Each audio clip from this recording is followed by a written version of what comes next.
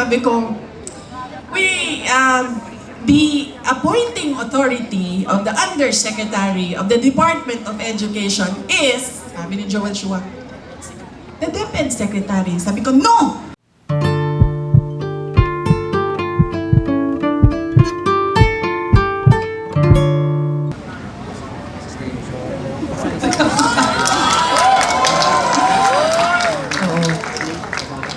Bukas po, iniimbitahan ko kayo lahat.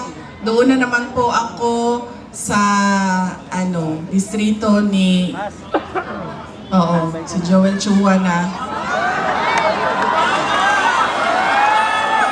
Sabi ni Joel Chua, sabi ko, the appointing authority of the Undersecretary of the Department of Education is, sabi ni Joel Chua, the DepEd Secretary. Sabi ko, no! The President of the Philippines! Yan ang pinili ni... Bakit nagboto si Joel Chua noon? Bakit? Ikwento niyo nga sa akin.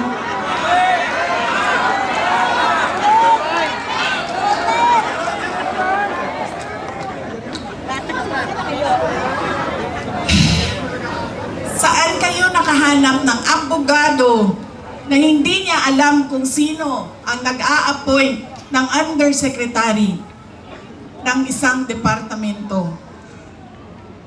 Dito sa Maynila, mahanap niyo yan, si Joel Chua, doon sa distrito niya. Yan ang sinasabi ko.